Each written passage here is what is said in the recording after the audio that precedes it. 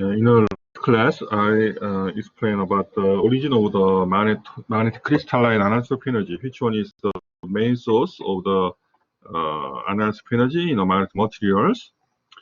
Yeah, and one of the most important concepts for understanding the magnetic behavior. So, the magnetocrystalline anisotropic energy is closely related with the orbital directions and the spin directions. So, depends on the material. Some, for example, BCC ion, they prefer the 100 directions. And for the FCC nickel, they prefer the 111 directions. And HCP cobalt, they prefer the 001 directions.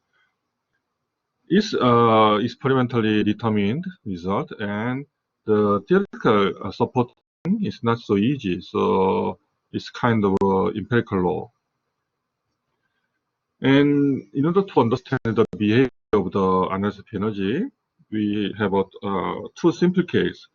One is the initial case, and the other one is the biaxial or cubic anisotropic case. So as I already mentioned in initial anisotropy, they usually have HCP or HCP structure. And the energy of the system can be described by simple sine or scale of the sine or cosine. And as I already said, they are equivalent. And if we plot the energy as a function of the angle of the magnetization, they have a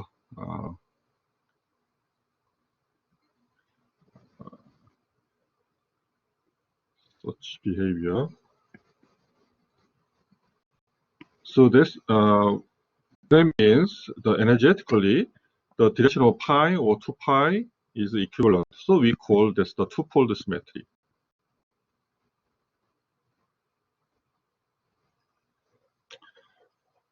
And this part have a very higher energy, and this height is corresponding to QU.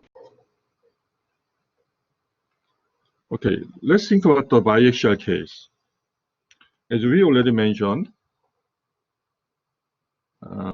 in a BCC case, and this direction, the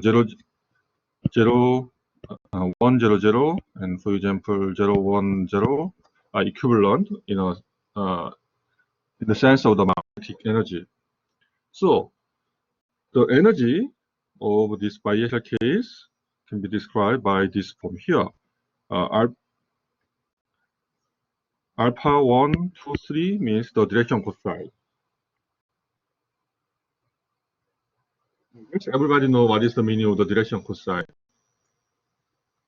Anyone who don't know about the direction cosine?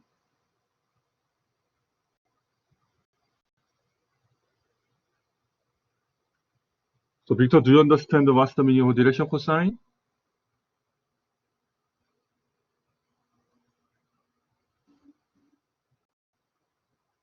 Okay, I'm gonna explain easily. In a three-dimensional space, we have some direction, and there is some. To describe this position, we have a coordinate system with a theta and phi. But the other way is we can define this angle, let's say theta 1 to the sorry. We have XYZ angles axis. This angle is let's say theta 1, and the angle is theta 2. This angle is theta 3. Then alpha 1 means cosine theta 1. Alpha 2 is cosine theta 2. Alpha 3 is cosine theta 3. So this direction cosine implies the square of all this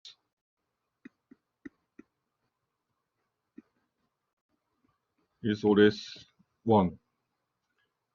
Okay, so we can describe any direction with this the direction cosine.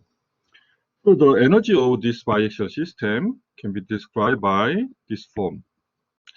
Yeah, this looks a little bit complicated, but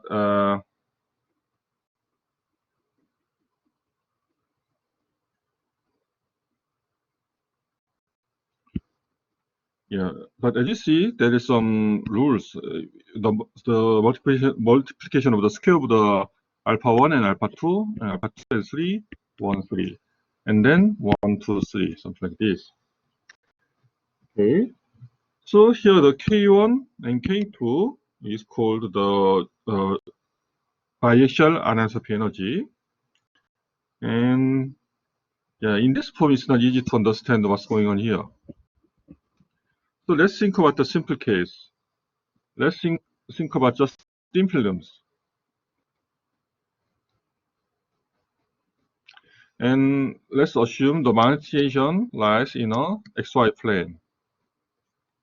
There is no g component.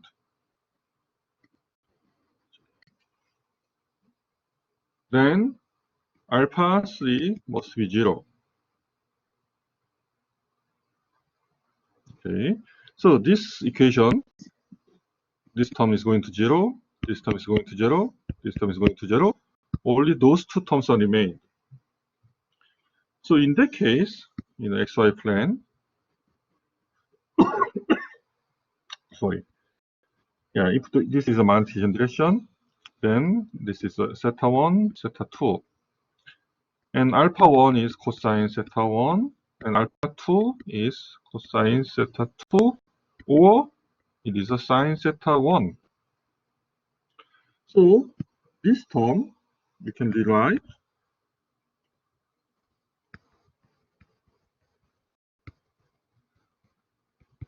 in this form. Here the theta is the direction of the magnetization from the x-axis. In this case, the energy as a function of the angle is the same energy at 0 and pi over 2 and pi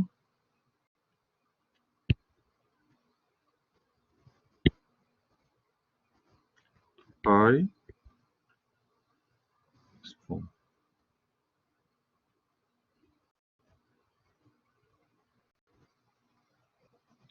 So that means the energy of the magnetization for x-axis corresponding to here, and the y-axis corresponding to pi over 2, and minus x-axis minus x-axis and minus y-axis are all the same.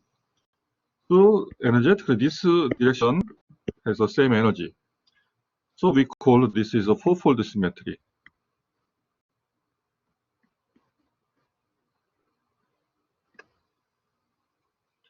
Okay. So in a three-dimensional space, the cubic anisotropy energy requires more mathematics, but it's just a very similar one. So it's not that difficult. And in many cases, the contribution of K2 term is disappeared. Okay. So what happens in a more complex crystal system, like tetragonal or some kind of a distorted system? Then definitely this energy equation can be more complex. So it should be think about the case by case. Okay. Yeah. And then let's move on some example. Yeah, this is the three-dimensional energy surface for the BCC, but the EG direction is yeah, this is for the ion case. So EGCC is 001 case, and the nickel, the B, is EGCC is 1111 case, and the cobalt is this direction, the 001 direction. So this three-dimensional energy surface float make us help us to understand what's going on here.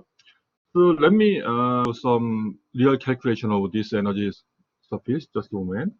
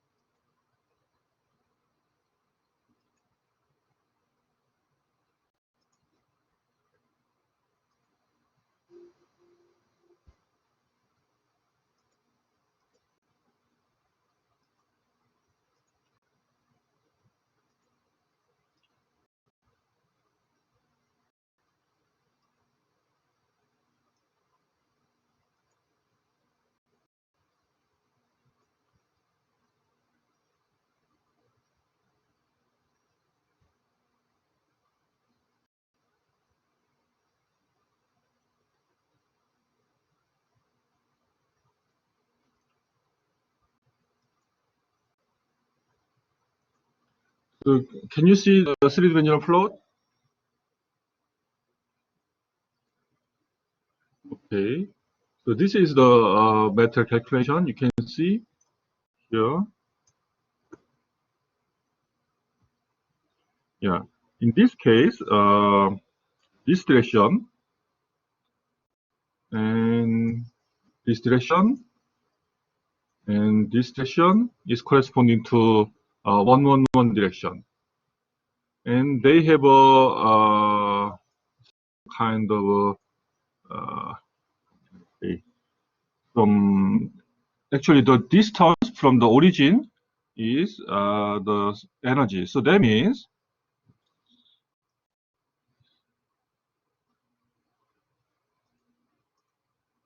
yeah.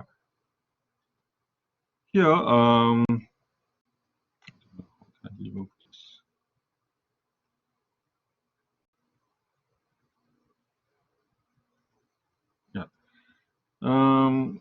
In this direction, in the top and the x or y axis has a largest energy, while this point has a lowest energy. So you can easily imagine if the magnetization is along to this direction, and if we apply it to the other direction, magnetization must be overcome some kind of energy barrier from here to here. Okay. So this is the three-dimensional presentation. Just a moment, I'm going to show another example.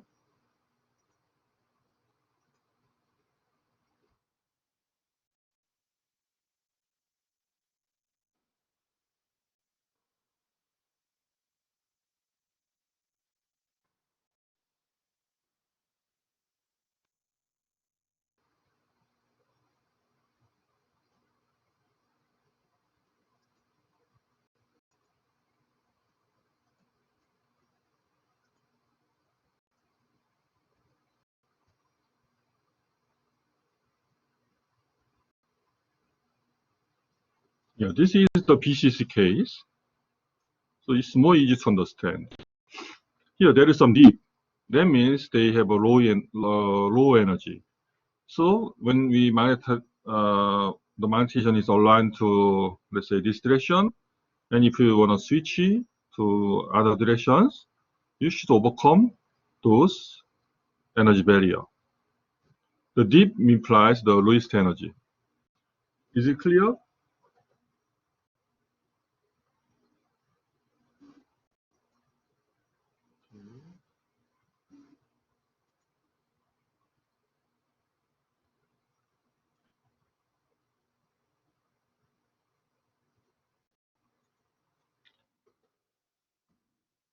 Even though I plot this with the MATLAB, but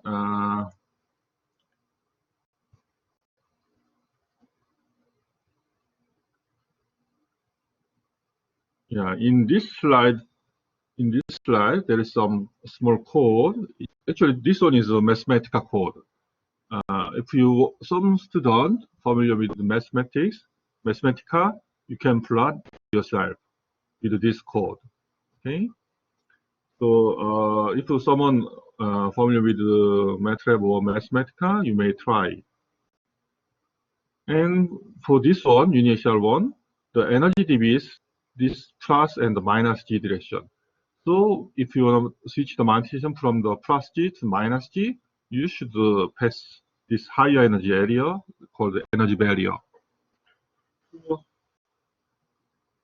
actually, I already showed the function of the energy as the angle of the magnetization.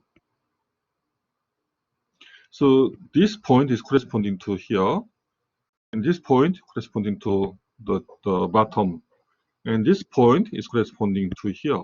So I'm just talking about this kind of energy barrier is corresponding to here. Okay. So just imagine such kind of a three-dimensional energy surface, and you can understand where is the lowest energy, where is the highest energy. Okay. So we already know the magnetic moment It depends on the temperature. And how about the anisotropic energy?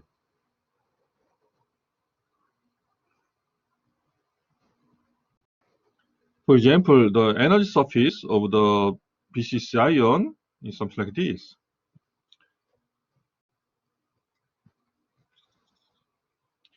They have a lowest energy for each axis and highest energy, hard axis. Zero temperature, magnetization is here. But at the final temperature, there is some chance the magnetic moment is heading to other directions because the thermal motion of the magnetization. So that implies the energy barrier, effective energy barrier, is getting lower. So you can easily understand by increasing the temperature, the anisotropic energy is going down. It's generally going down. Yeah, that's the general behavior. And if you consider more details, cubic anisotropic energy, they have such dependence, and the initial one, different power. So the temperature dependence of anisotropic energy is closely related to the magnetization, the temperature dependence of the magnetization, but depends on the anisotropic energy. The power will be different. So that's one of the way we understand what kind of anisotropic energy of the magnetic systems. Okay. And how you can determine the anisotropic energy? There are several ways, but I want to categorize by two. One is the static measurement, and the other one is dynamic measurement. The static measurement means when you apply the magnetization and let's see, our samples, and if you apply the external magnetic field and the magnetization is saturated, this is the structure. And then depends on these two techniques, can scan the magnetic energy by this. We can measure the difference of this energy scale. Yeah, I don't want to give too much details. Maybe it is not necessary to understand. It must be far beyond of our lecture scopes. But if you are working on magnetism as your major, you should understand the details.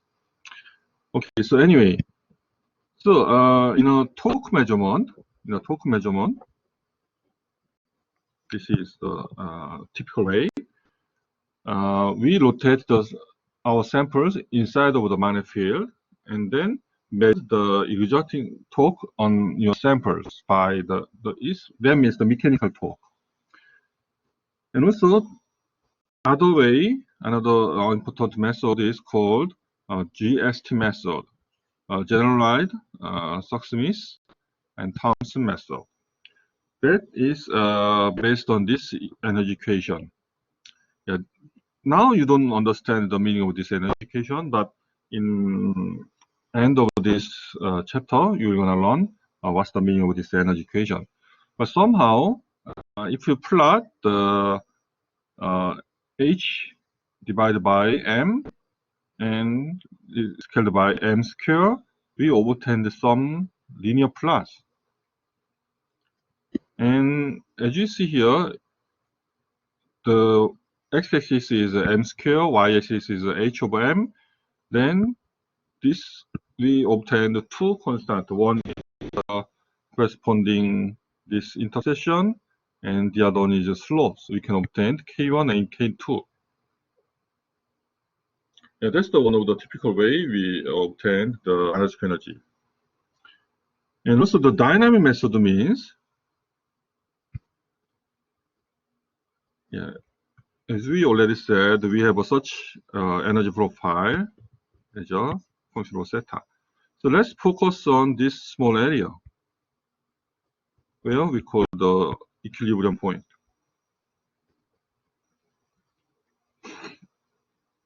Then if you oscillate give us some perturbation. Then the magnetization has an oscillation. And if you measure the omega, the frequency of this oscillation, you can easily understand they are related with the this curvature. I already explained many times. And this energy curvature came from those expression. So the energy curvature is closely related with the analysis of energy. So those dynamic method, you can measure the analysis of energy also. Okay. And what is the origin of the? I already explained about the importance of the perpendicular magnetic anisotropy for the PMA, because thin films, the magnetization preferred aligned inside in the plane because of the demagnetization energy. But in many applications, we prefer the magnetization pointing the perpendicular directions. Yeah. So in this case, we need some kind of energy to overcome the demag energy,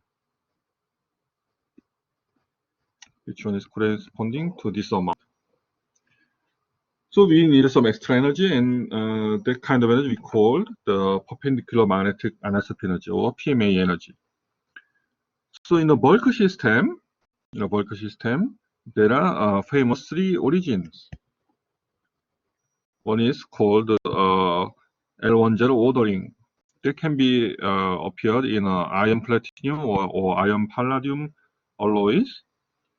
For example, when we make the iron platinum alloys and then give us some proper heat treatment, we can make some ordering. So there is some kind of preferred direction for this ordering, and they make such direction. The perpendicular direction is preferred orientation. So generally, the analysis energy of this system is high. And also, some material has a crystalline analysis energy, for example, mangan bismuth and cobalt chrome platinum. Actually, this cobalt chrome platinum is a very popular material for the hard disk drive.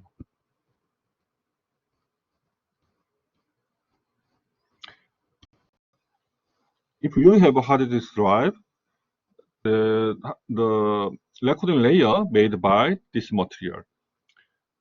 And also, layers trencher here, the layers.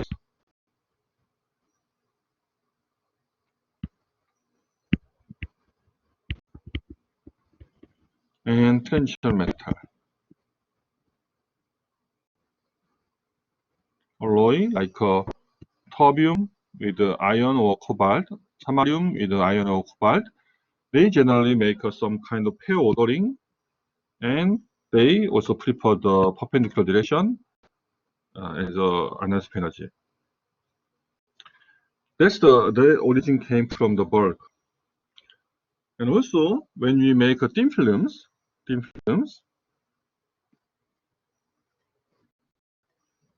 we have a special place called the interface.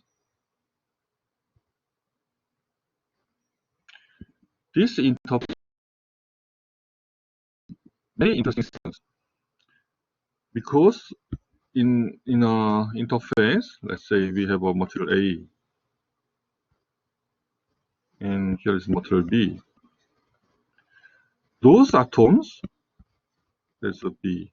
This direction, or in this atom, you can see same things, but these atoms, this direction and this direction is quite different.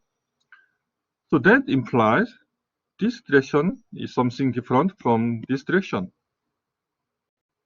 right? So that's what we call the symmetry breaking.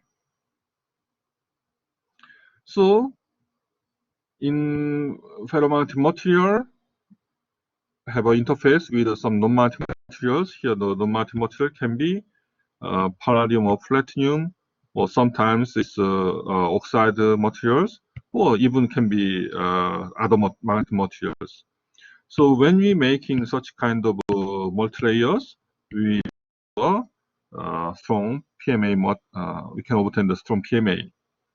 So that is the important in spintronics applications.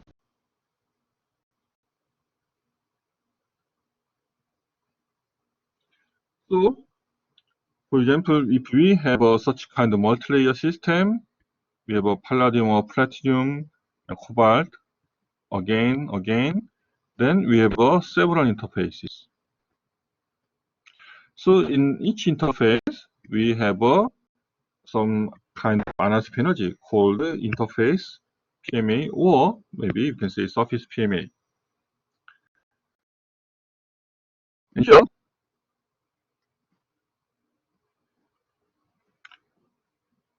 this circle implies atoms, each atoms. Yes. So this distance, this thickness is corresponding few monolayer. For example, here the 3 monolayer. And in order to obtain the strong interface analytic energy, the thickness of the ferromaterial layer must be very thin, because that the origin of the analytic energy came from this surface. So let's see what that there is two films, and we have the same surface effect here. The surface effect is important when the thickness is thin. If the thickness is thick enough, the effect of surface can be smeared out, because of the most of properties can be spoiled. So the energy for the surface or interface term, they always have a 1 over T dependence. Here the T is the thickness. So when thickness is getting smaller, thinner, we have a large energy, while the thickness is getting thicker, we have a smaller energy. So when we talking about the analytic energy of the system, the total energy can be written by this form. Here the Ku is bulk term, bulk initial analytic energy. And this term came from the Dirac energy.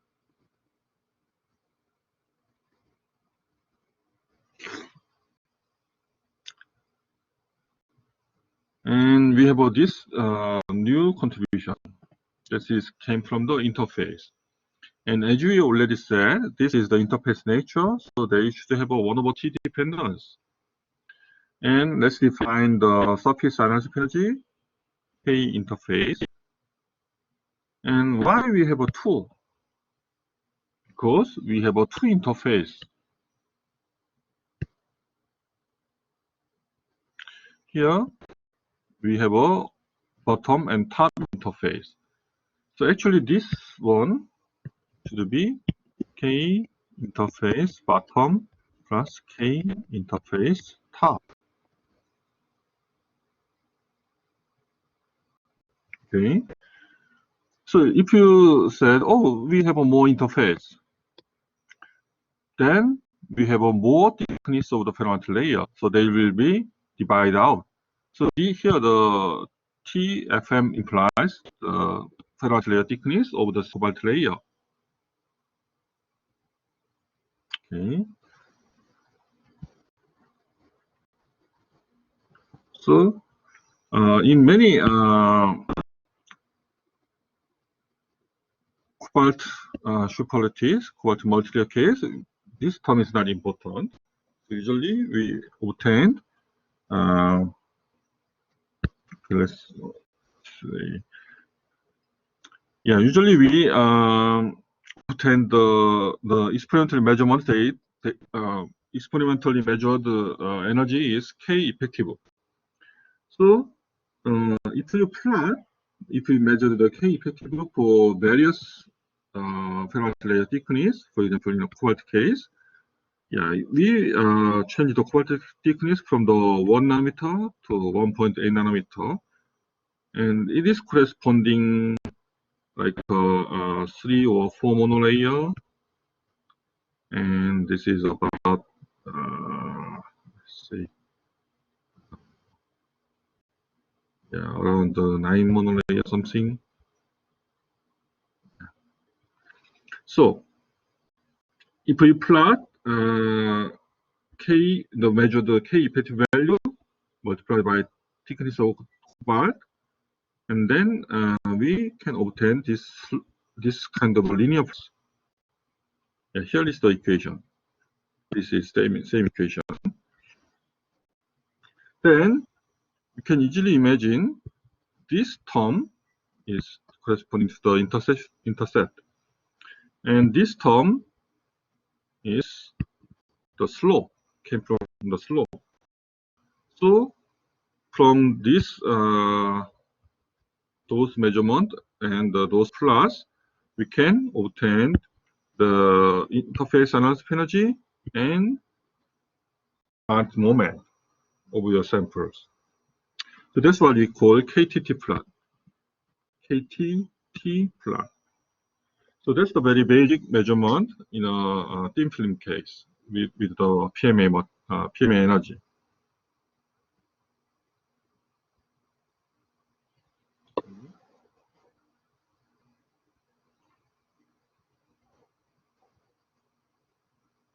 So let's think about the energy equation in general case. Yeah, in this expression, this is the analysis energy, but this came from here. We have a thin films and the magnetic moment as a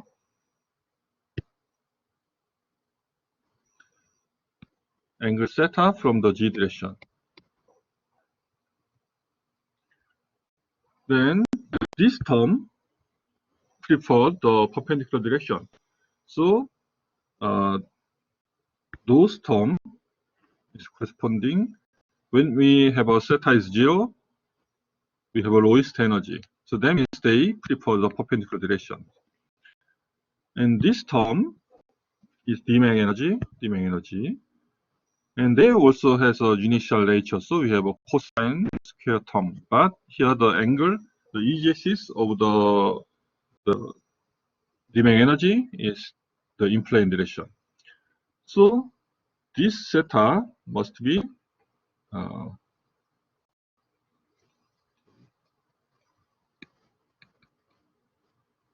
over 2 minus theta here. So this is actually sine theta square.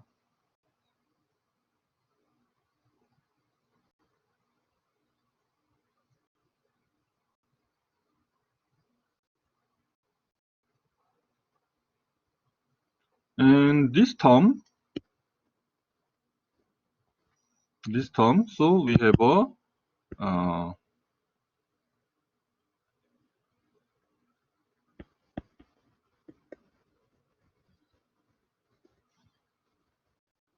sine square theta, or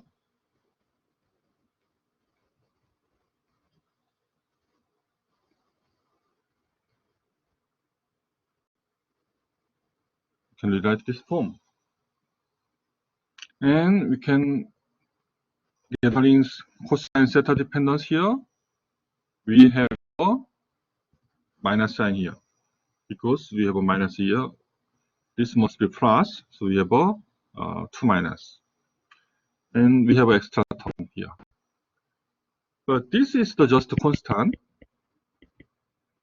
So when you think about the energy equation, we don't need this term.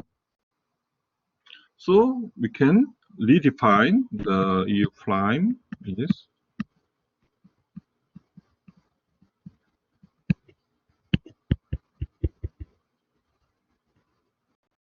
this form. And the K effective is nothing else but this term. So here, if we have a K effective of the positive, implies they preferred theta is 0 direction. So that means they prefer the perpendicular direction. And if the K effective is smaller than 0, then theta is 502 means the in plane direction, they are EJ-axis.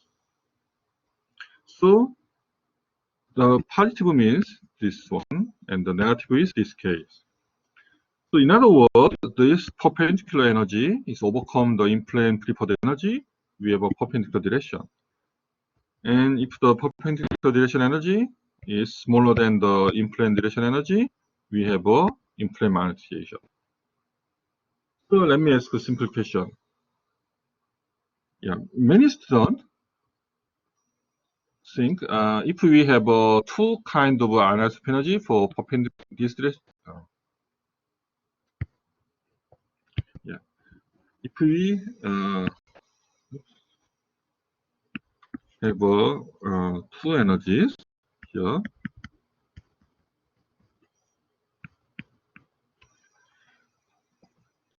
this term make magnetization to this direction, and this term make a magnetization to this direction.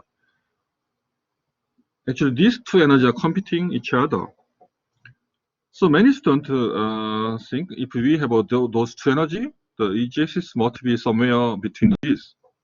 But that is not true. If those term is larger than this one, even though it's small, but if it is larger, then they prefer this direction. And if this term is larger than this term, then magnetization is preferred this direction. So the sign of this K effective, that is important. Okay, so the EJs can be only perpendicular or in plane, either case. If we think about extra term, the additional term like a second order anisotropy energy, then sometimes we have such EJs. But if we consider only the initial first order of the initial anisotropy energy, they preferred in direction or just in plane direction. Yeah, that's an important concept. Is it clear?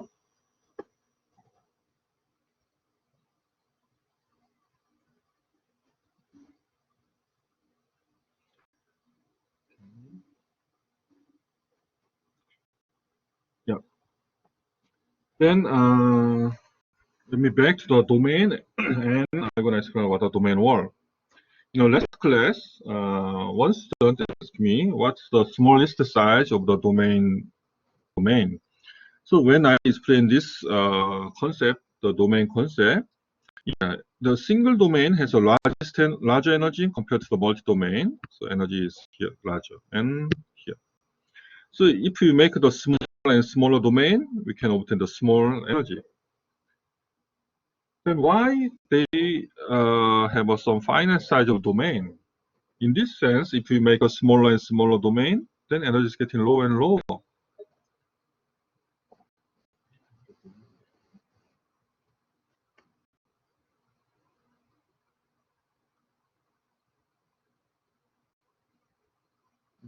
Good question. Yeah. When I talk about the crystalline anisotropic energy, the crystalline axis is very important. So in a single crystal, it's very easy to imagine. But in a polycrystalline structure, for example, when we make a thin film lens by the sputtering, we have some called the texture. Let's say for the 111 texture. That implies the direction of the crystal for the growth direction is always, not always, but generally they make aligned to the 111 direction, even though when you have a top view, each grain has a different crystal axis, but they have some common point for the common axis for the 111 direction. So in this case, if the EG-axis is 111 direction, we have a kind of average EG-axis for the 111 direction. But if the, for example, ion case, they have a VCC structure. So if we have a polycrystalline case, the crystalline energy will be easily cancelled out. the contribution of the crystalline anisotropy energy of the polycrystalline material, polycrystalline samples is very small. And in the same sense, in amorphous means they have there's no preferred crystalline axis. So the anisotropy energy, crystalline anisotropy energy of the amorphous material is very, very small. But in some sense, some case, for example, layers tangential metal alloy, they usually form the alloy. But still they have some kind of preferred direction for the perpendicular when we cross it. So they make that's what you call pair ordering. Then there is some kind of a preferred direction. We have a anisotropy energy. So when we make a thin films to obtain the PMA, usually we ignore the crystalline anisotropy energy. But in that case, the interface anisotropy energy is very important. Okay.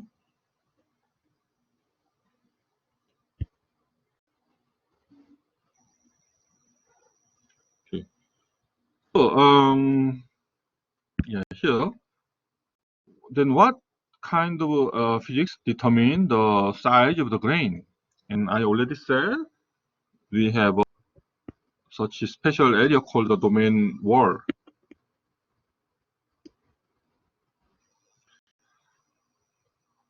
Okay.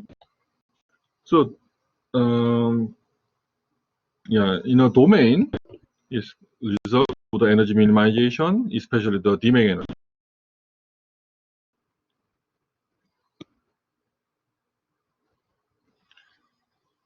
So in a ferromagnetic material, usually they consist of multi-domains. So when we apply the strong external field, they form a single domain, like here. And yeah, then what is the domain wall? Let's think about that atomic scale. Let's say here we have a top and bottom domains. And in between them, the magnetization must be change this direction from the up to down. Yeah, you can easily imagine the magnetization can be changed from up to down with finite thickness. That's what we call the domain wall. This domain wall has some yeah, actually this is also came from the energy minimization. Yeah, as we already mentioned in this chapter, everything happens for the energy minimization.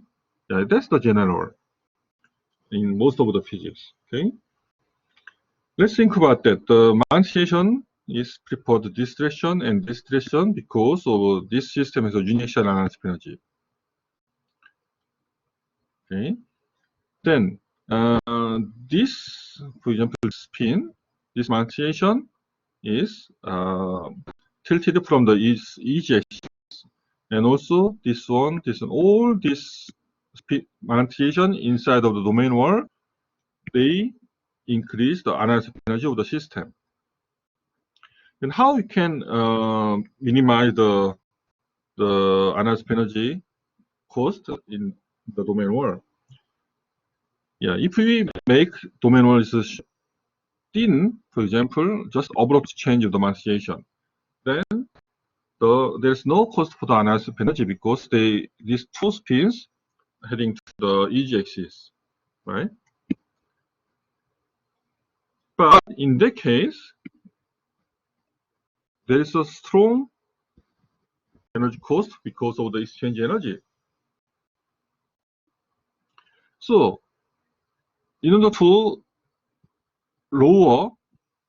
make a smaller exchange energy cost, we need a thicker domain wall. If you do the magnetization very slowly, very with the small tiny angles, the cost of the magnetization, the exchange energy will be small. Yes, the exchange energy, they like the domain wall width is getting larger. And the analytic energy, the domain wall width, they wanna make a narrow one. So those two energy are competing each other and then compromise. Then they will determine the length of the wall. Okay. Yeah. Always we need the energy minimization. So the most simple case we call the 180-degree domain wall means we have a domains heading to up and down. We have a small region called the domain wall. In this case, by the energy minimization, domain wall thickness is given by here, and the energy of domain wall is came subtract here. Yeah, the proof of these two physical quantity, the domain wall width and domain wall energy, is very important. So it will be your homework. Yeah, you can easily find the derivation of this physical quantity in any manipulation related textbook. So please do it by yourself. It's very important. And also there is called the 90-degree domain wall. Basically, they are same. They also require the energy minimization and many things similar, but the details will be a little bit different. Okay. And there is other things. When we are talking about the domain wall, we just consider the exchange energy and the analytic energy. But let's think about these two cases. If the modification is these two directions, we have two domains, and there's a domain wall. If the modification direction is rotate from to here with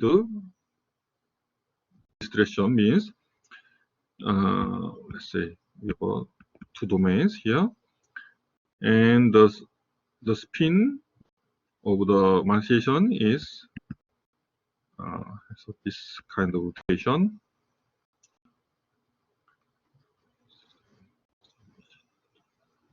Yeah. Yeah. It's easy to show in a two-dimensional case. Yeah, if it is offline lecture, I can show with my hand, but that's not easy. Anyway, so let's compare to this case and this case. When we rotate the spin direction, modification direction from these two grains, two domains are same, but when they are rotating the modification, they have this component at the center. But this case, we have a different direction. So these two cases, for example here, they have a free poles at the surface, while this case we have a free poles at the inside of the films. So those free poles generate magnetostatic energy.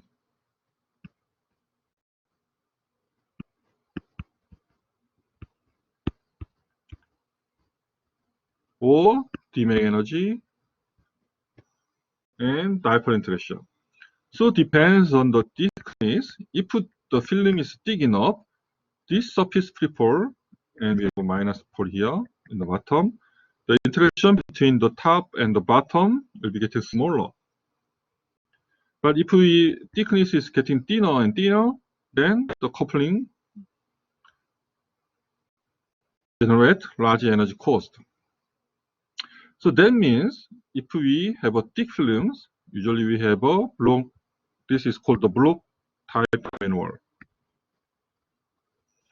And if we have a thin case, then instead of generate the surface pole, they prefer the free pole inside of the films.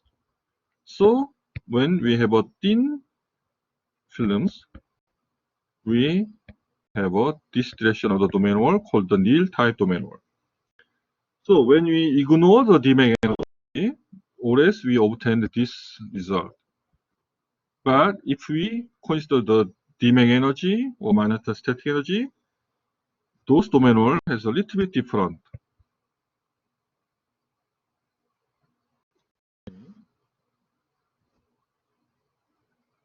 So please keep in mind there are two kinds of domain wall. One type is called the nil type, the other one is blow type. And it depends on the film thickness.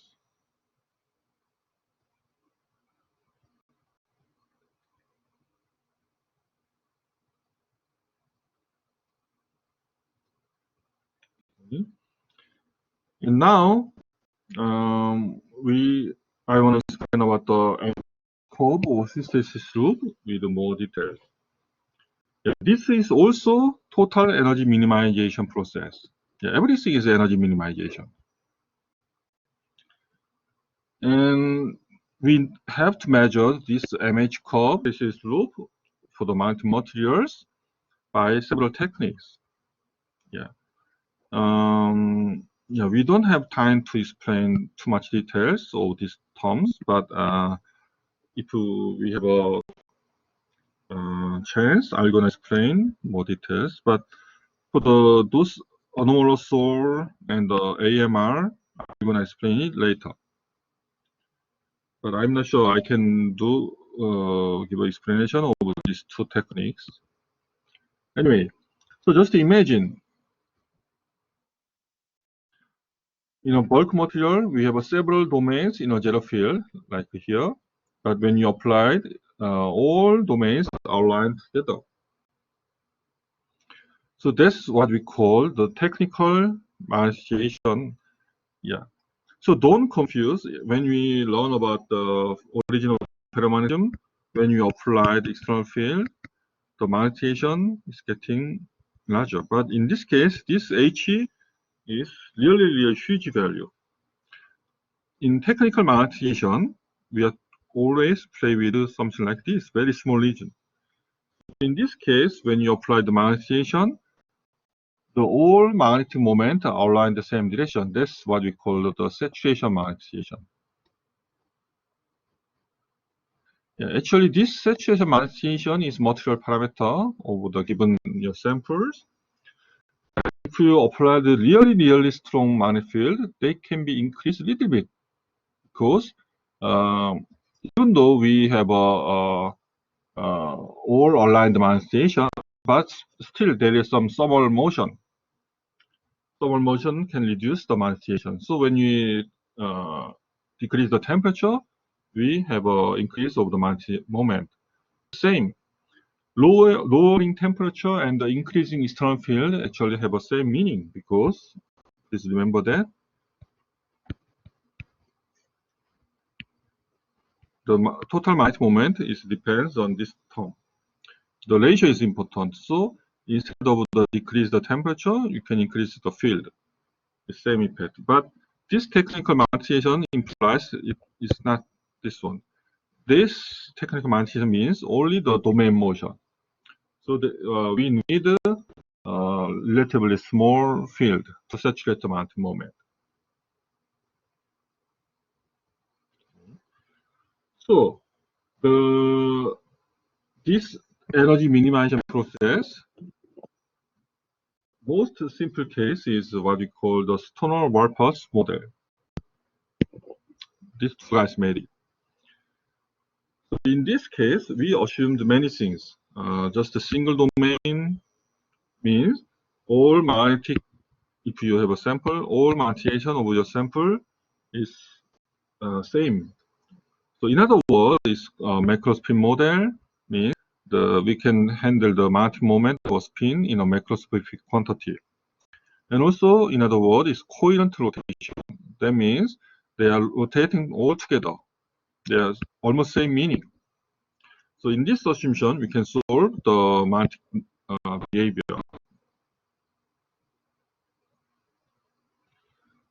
Okay. So Yeah, I want to repeat again. This is energy minimization, and it assumes single spins or macro spin, monodomain, and coherent rotation. They are all same meaning. Yeah, unfortunately, with this kind of assumption, we're gonna miss important features. However, also because of this simple simplification, we can obtain many meaningful results, and we can understand how much field we need to stitching the magnetic domain, your samples, and we can obtain many physics. Okay, so actually this is requires a lot of equations, so I just want to introduce a little bit more and then close today's session, today's lecture. Okay, so the simple thing is here. If we have a mount samples here, and the mountation direction, let's say, is angle phi from the z-axis, and if we apply the external field to this direction or this direction, oh sorry, the z-axis of the system is this direction here. And the field is applied to the direction theta from the z-axis. So in this case, we can describe energy equation here.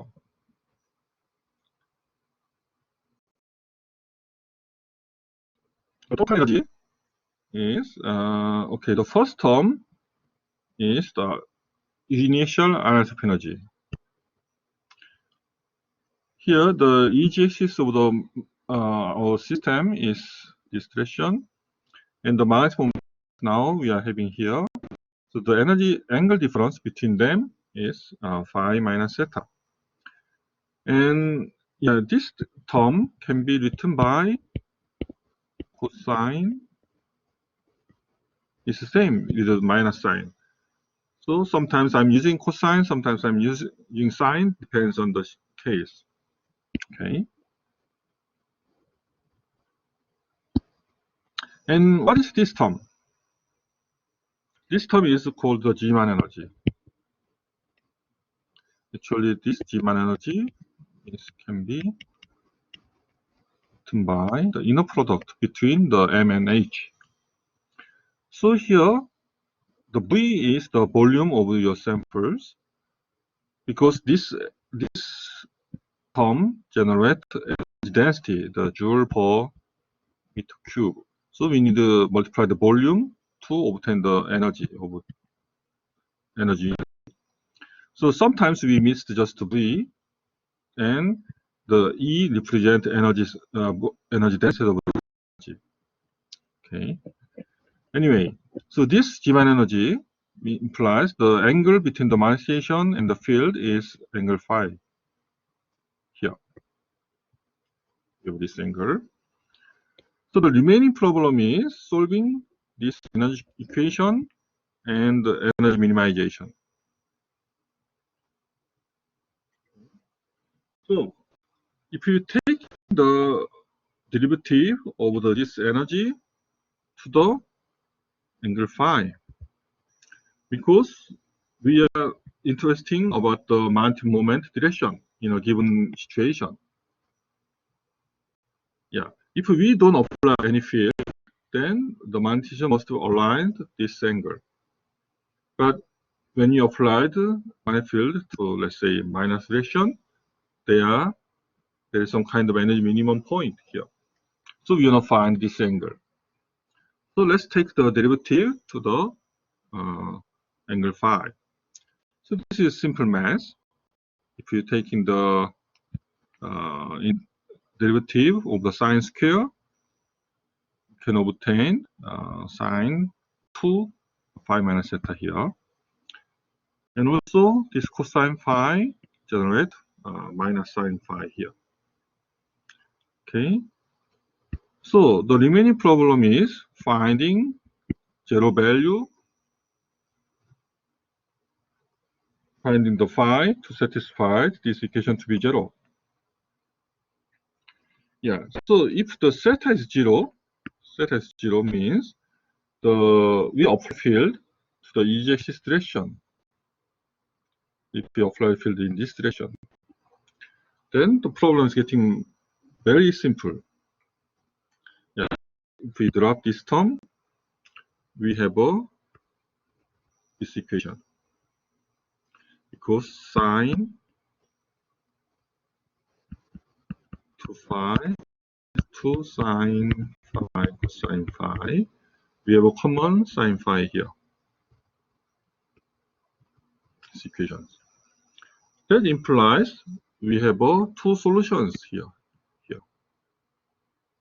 So when the angle phi satisfies these conditions, the energy is minimized. Okay. So yeah, but we are talking about not only the energy minimization, but we think about the stability of your energy situation. So we need to check the stable conditions by taking the second derivative of the phi again. So if you're taking one more derivative, we obtain this term. So let's check it in this condition, satisfy the stable conditions. So in the second derivative, let's think about the first. In this case, phi must be 0 or pi. So let's check two cases. So in this case, they should be positive and they should be positive for a given field. So that implies if the h is smaller than this value or h is larger than this value, they are stable. Or in other words, I'm sorry. In this equation, if we have this equation, they are stable. But when they satisfy this condition, the modification, I'm sorry, this is, we don't need this term. Yeah, when they satisfy this one, they are not stable anymore. That implies they are switching. So when field is satisfied this condition, this solution is no more stable. So that implies we have a switching. It's the same thing happen here. In this case, if the H is satisfied this condition, then the switching occurred. So in this field, the phi direction will be unstable and they are going to 0. That means switching. And in second case, when phi is satisfied these equations, we have this energy equation. And then with this energy equation, you can convert to this one by simple mathematics, and they are all negative. So what's the meaning? This is a meaningless solution in this case, in this simple case. Okay, so by taking this equation, we can easily obtain the magnetization state. For example, with the external field, this direction in the in this form. This means angle phi is 0, and this implies phi is angle pi. So this is stable, but when field is smaller than this value, this is no more stable. And then in this case, only these results are stable. These are stable. And if we increase the field again, here we satisfy this condition, then this is unstable, and they are switching back to here. So we form this kind of MH curve. That's the result of the the first result of the strong alphas model. Okay, so yeah, for the general case, I will gonna go lecture in the next class. So please ask the questions.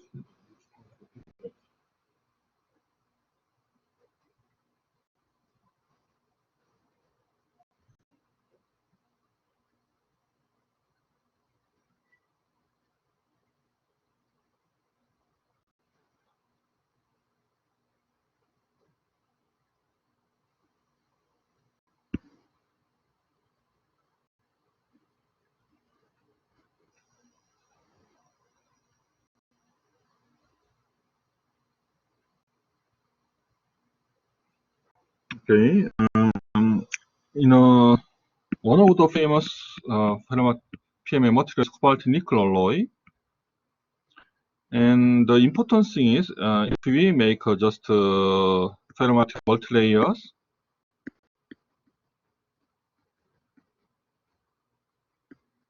yeah, generally they didn't make any PMA in both materials, but in these materials, there is some strong stress at the interface and generate some certain amount of PMA energy. So it's not easy to explain why they generate such a result, but it is a well-known material combination. And especially nickel has a small maximum moment compared to cobalt and iron. So it's kind of, relatively small, weak ferromagnetic materials. So anyway, as a result, they formed strong PMA. Yeah, that's what I can say.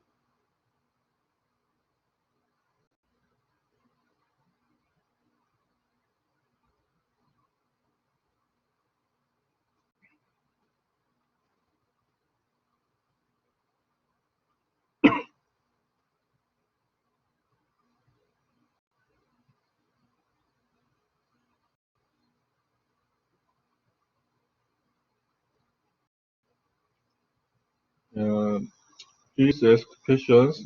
Now some students never ask questions. Please.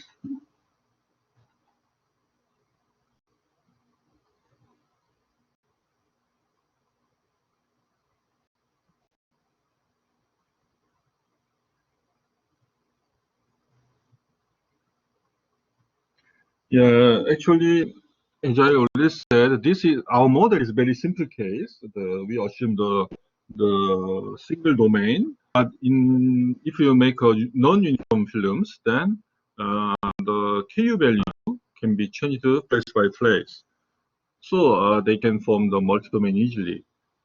And the reality is a little more complex because we have grave boundaries and many imperfections. So yeah, you cannot apply this simple model to your real sample. You may this simple model can be good guide for you. Especially the ferromaterial thickness is varied, then the effective analysis energy is changed a lot because they have 1 over T ferromaterial thickness dependence. So if the ferromaterial thickness is varied around, for example, here, if you play with something here, then maximum moment. So in this thickness, they have a preferred direction of the perpendicular. In this thickness, they prefer this direction, the inclined directions. But as you see here, this is just a nanometer scale. Yeah, if you change it just 0.1 nanometer here or 0.1 nanometer here, yeah, they can change it a lot. So if you make a very rough films, then yeah, it will gonna, the behavior will be very complicated.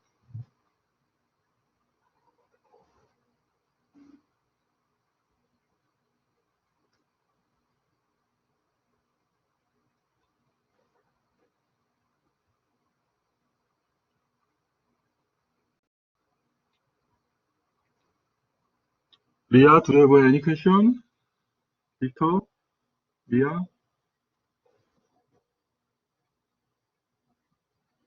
The density implies the energy per volume.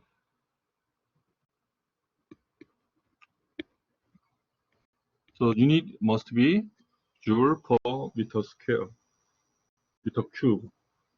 That's what I say in energy density. But usually we missed the density. Usually we said just the analytic energy, but that is not real energy. That is the energy per volume. That's what I want to make clear.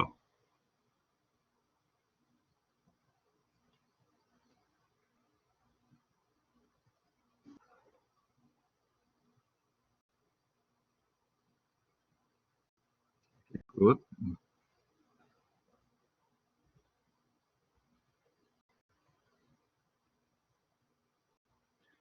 Okay, then after this lecture, I wanna upload this chapter PPT and also homework. Is okay?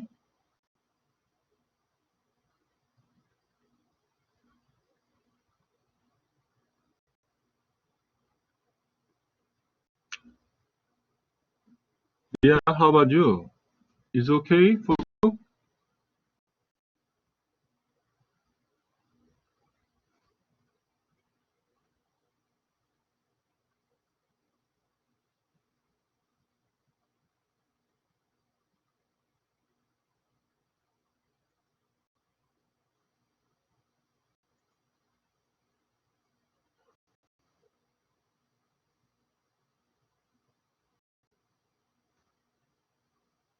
Okay, so yeah, if you student feel there is so many mathematics, please some you need some practice to understand. Okay, then next Monday.